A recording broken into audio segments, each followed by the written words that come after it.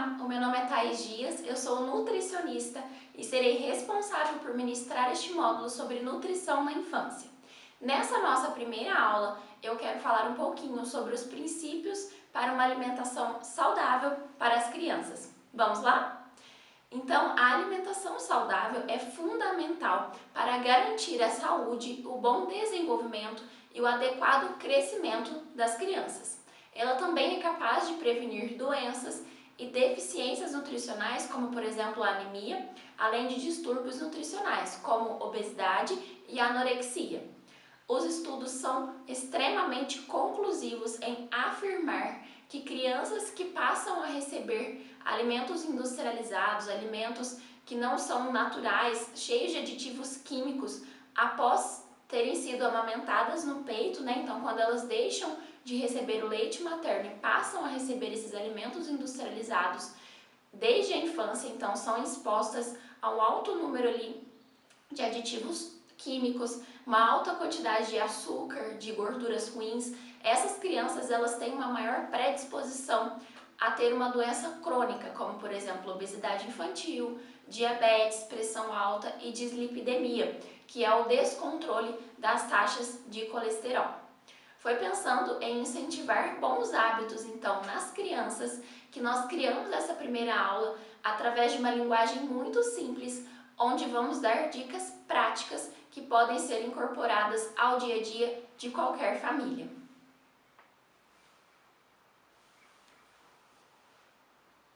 Ninguém duvida que existe uma relação direta entre nutrição, a saúde e o bem-estar, tanto físico quanto mental das crianças. E as pesquisas comprovam esse papel, né, da boa alimentação como pilar essencial da prevenção de doenças crônicas. Há milhares de anos, Hipócrates já dizia: faça do teu alimento o teu remédio. E é exatamente esse pilar da alimentação saudável que nos permite hoje viver tantos e tantos anos, ter a expectativa de vida aumentada. E para isso é necessário que nós, como adultos, para que nós incentivamos... Corta essa parte, já falei tudo.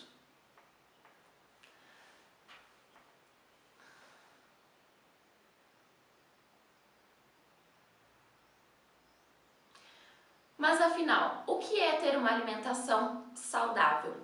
Bom, os alimentos são substâncias tanto sólidas quanto líquidas que, quando submetidas ao trato gastrointestinal, ao tubo digestório, eles são digeridos, né, degradados e digeridos, e a partir dali são liberados nutrientes que serão usados no nosso organismo, tanto para a formação quanto para a manutenção de todos os processos orgânicos, além do fornecimento de energia.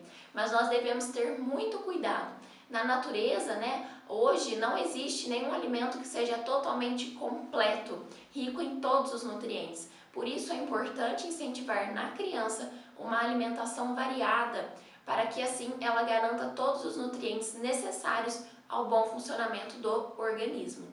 Mas afinal, o que são os nutrientes?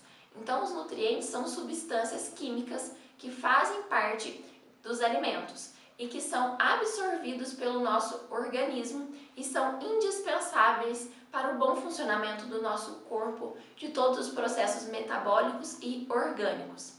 E eu coloquei aqui, né, essa figurinha sobre a alimentação, então o equilíbrio e a restrição.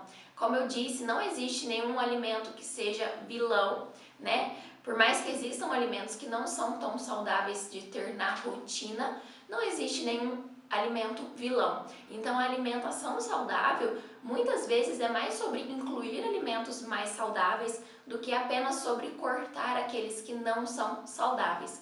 Então na rotina dessa criança nós temos que incentivar a alimentação saudável, variada, colorida, basicamente rica ali em nutrientes e, por sua vez, natural, livre de alimentos industrializados na sua rotina.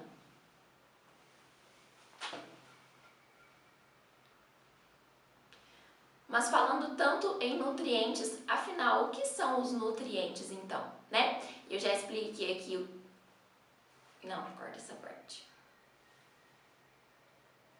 E falando então em nutrientes, nós temos duas grandes classes de nutrientes. Eu tenho os macronutrientes, que são aqueles que o meu corpo precisa em uma quantidade muito grande e que me fornecem energia, porque os macronutrientes eles são fontes de calorias que posteriormente serão transformadas em energia dentro do meu corpo. E eu tenho também a classe dos micronutrientes, que são nutrientes que o corpo precisa em uma quantidade muito pequena, entretanto são indispensáveis para o adequado funcionamento do nosso organismo.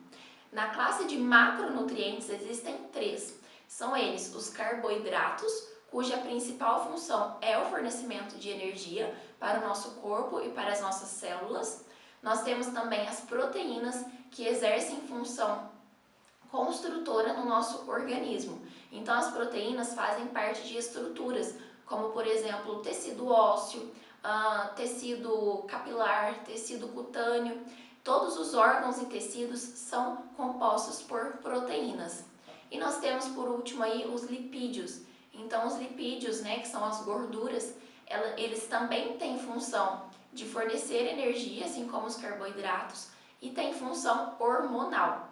E aí, como fonte de carboidratos, eu coloquei aqui a imagem, né, do exemplo, nós podemos citar então todos aqueles alimentos que são raízes ou tubérculos, então por exemplo batata, mandioca, mandioquinha salsa, batata baroa, inhame, enfim. Nós temos também cereais como arroz, trigo, aveia e os produtos derivados desses cereais, como por exemplo o macarrão e o pão. E algumas frutas também são boas fontes de carboidratos, têm um teor considerável de carboidratos, como por exemplo a banana. E alguns legumes também, como por exemplo beterraba, a abóbora e a cenoura. Já no grupo das proteínas, nós podemos citar como exemplo as proteínas que advindas da carne, né, tanto da origem animal, então carne, ovos, peixes, leite, queijos e derivados, e também as proteínas de origem vegetal, que são o grupo dos feijões, grão de bico, lentilha, ervilha e soja. Já no grupo dos lipídios, nós temos aí duas classificações. Então, basicamente, eu tenho lipídios de boa qualidade, que são encontrados em azeite, abacate, castanhas oleaginosas, nozes, amêndoas. Então, nós temos que dar preferência a esse tipo de lipídio para introduzir na rotina das nossas crianças e evitar lipídios de má qualidade, como por exemplo as gorduras trans e saturadas presentes em alimentos industrializados.